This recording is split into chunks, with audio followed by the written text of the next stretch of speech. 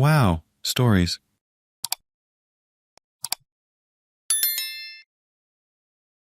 My wife wants me to live in the basement while she dates other guys. But after 15 years of marriage, I lawyer up and sell the house from under her. So my wife of 5 years and I recently separated. We own a home together and we have a 5-year-old daughter. Our marriage fell apart for a number of reasons, but the house was one of them. It's my family home I grew up in, and we purchased from my mom. And it's absurdly expensive for us to keep and maintain, due to a lengthy remodel we did on it. We started by trying a trial separation of sorts, where I was to leave for a little over a month. Now I am staying with my mom and stepdad, but coming over in the mornings to hang out with my daughter and sending her off to school before heading off to work, and spending Saturdays with her to myself. Since I am the working parent and my wife is the one available to put her to bed and wake her up most consistently, it made sense to me for things to work this way while we were in this phase. It's the next where we disagree. Thinking about our long-term future, we both want to have our own spaces, maintain a healthy relationship as a family and as friends, and support ourselves independently financially. When I proposed the idea of selling the home to expedite going our separate ways and starting over, she put her foot down immediately and said we can't, saying she's attached to it, so is our daughter. We can refinance our loans and she can find full-time work when our daughter starts full-day kindergarten this fall. While we work to bring the expenses down to something she can afford on her own, a process she freely admits could take years. She wants me to move back into our home, but in the basement, which is currently only partially finished, but she plans to fix up and create a living space for me. I initially didn't have an issue with this plan until she mentioned one day, quite casually, that she found a free toaster oven online, which is one of a few kitchen appliances she intends for me to use, so that we see less of each other when our daughter is not around or awake. She went on to explain that since we only have one bathroom with a shower, she thought about a schedule for using the bathroom that we could stick to. I told her I wouldn't feel right moving back into the house under those circumstances, and made coming back contingent on us going to conscious uncoupling therapy together first, to hopefully resolve as much of the unresolved tension and be on the same page as much as possible. She put her foot down about not wanting to be in therapy together. I'm not sure how firmly I should stand my ground. It feels like I'm compromising on my compromise to my compromise, and that I should have this be my final line in the sand. What I can't bring myself to do is just try to work this living situation out and then pull out, or it would devastate my daughter. Above all, I want to live with dignity. And the sad fact of the matter is, I picture myself living with my mom, medium long term, as more dignified than tiptoeing around my wife and my own home and living in my own basement just to be closer to my own daughter. But at the same time, I feel such a strong pull towards the needs of my daughter right now, who is really confused by all of this. Now, for a few comments before the update. Comment 1. Your concerns are reasonable.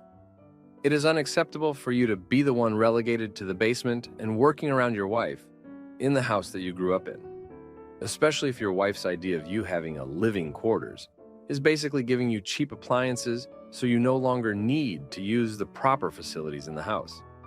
That's basically tantamount to her essentially taking the house away from you. Does she not think you're attached to it as well? No. If she has a red line over selling, fair enough.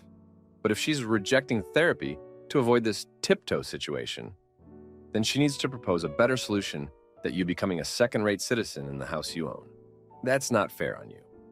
I get not wanting to live in the same quarters, sure, but if the basement is your destination, it needs to be done up properly and merely as a sleeping quarters/private space, and not turn into an open-plan basement designed to keep you out of the rest of the house. Comment 2. Absolutely not. Do you have an attorney? You never should have moved out in the first place. But since you can't afford the house, it doesn't matter much. You need to stop being such a pushover. Divorce is common. There are thousands of resources available to help children navigate separation. There's your none for my parents divorced, But my father's forced to live in the basement like an imprisoned troll, and now he's in trouble for violating his bathroom schedule. This is freaking insane. Your ex-wife is astoundingly manipulative. She's trying to steal your family home and make you pay for it while living like a prisoner in your own house. No, the house is getting sold. Get a freaking lawyer and make sure you have an ironclad custody agreement.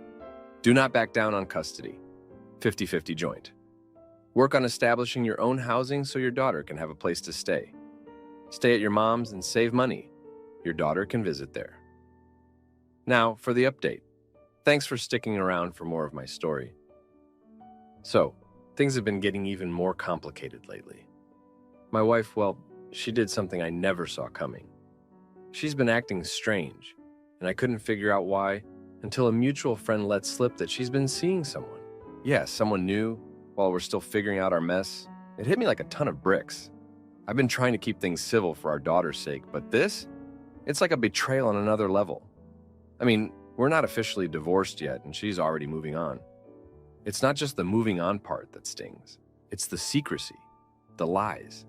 And here I am trying to play the good guy, making sure our daughter's life is as stable as can be. But let's rewind a bit. Before all this blew up, I was seriously considering moving back into the basement of our house. I thought maybe, just maybe it could work. I was willing to swallow my pride for our daughter. I even started looking into how much it would cost to finish the basement properly, make it somewhat livable.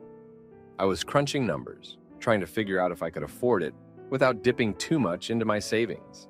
Then there's work. It's been crazy busy, and I've been putting in extra hours just to keep my mind off things. My boss has been leaning on me for a big project, and I can't afford to drop the ball. It's a good distraction, but it's also exhausting. I come home to my mom's place, and I'm just drained. Now back to the present mess. After finding out about my wife's new relationship, I confronted her. It wasn't pretty. There were tears, shouting, the whole 9 yards. She tried to justify it, saying we were separated, and she didn't think it would hurt me since we were heading towards divorce anyway. But it's not just about me. It's about our daughter. How are we supposed to explain this to her? I've been talking to my mom about it, and she's been a rock. She told me about when she and my dad split up, how tough it was, and how she had to make some hard choices for herself and for me. It's weird how history repeats itself. She's been urging me to stand my ground, to not just cave in to my wife's demands because of guilt or for the sake of peace. So I made a decision. I told my wife that I'm not moving back into the house. Not now, not ever. It's not just about the basement or the toaster oven. It's about respect, about honesty.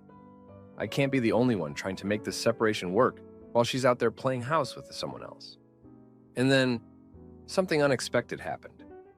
My wife broke down, apologized for everything. She said she was scared, that she didn't know how to be alone. And that's why she jumped into something new so quickly. She admitted it was a mistake, that she wasn't thinking about our daughter or me. It was a moment of raw honesty that I hadn't seen from her in a long time. We talked for hours, and for the first time in a long while, it felt like we were actually communicating. We agreed that we need to focus on co-parenting, on making sure our daughter is okay through all of this. We decided to put the house on the market. It's time to let go of the past and start fresh, separately. I've been looking at apartments close enough to my daughter's school, so I can still be there for her. It's not going to be easy starting over, but I feel like it's the right thing to do. I want to show my daughter that even when things fall apart, you can pick up the pieces and build something new.